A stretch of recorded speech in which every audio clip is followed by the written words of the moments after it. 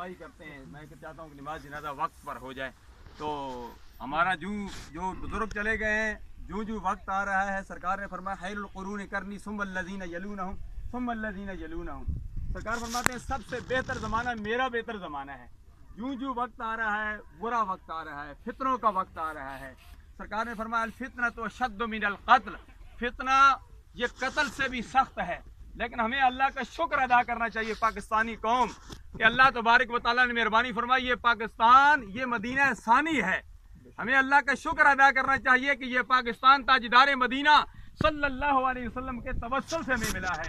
آج شام کے مسلمانوں کو دیکھو, یمن کے مسلمانوں کو دیکھو, کشمیر کے مسلمانوں پر دیکھو, جن پر ظلم و ستم کے پہاڑ گرائے جا رہے ہیں.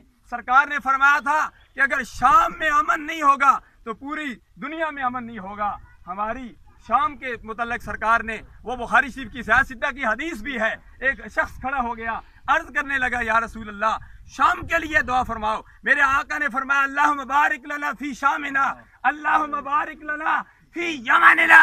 وہ شخص عرض کرنے لگا فی نجدنا. سرکار نے فرمایا نجد کے لیے میں دعا نہیں کرتا, کیونکہ ہناک الزلازل والفتن وبہا یطلع قرن الشیطان. فرمایا نجد میں زلزلے ہوں گے, فتنے اٹھیں گے اور وہاں شیطانی گروہ نکلے گا. سرکار نے یمن کے لیے بھی دعا فرمائی, سرکار نے شام کے لیے بھی دعا فرمائی. آپ تمام حضرات سے بھی درخواست ہے کہ یمن کے لیے بھی دعا فرمائیں, شام کے لیے دعا فرمائیں. جن کے شام کے مسلمانوں پر جو ظلم و ستم ہو رہا ہے, اللہ تبارک و تعالیٰ شام کے مسلمانوں کی غائبانہ مدد فرمائے. اللہ تبارک و تعالیٰ مرحوم کی آنے والی منزل آسان فرمائے.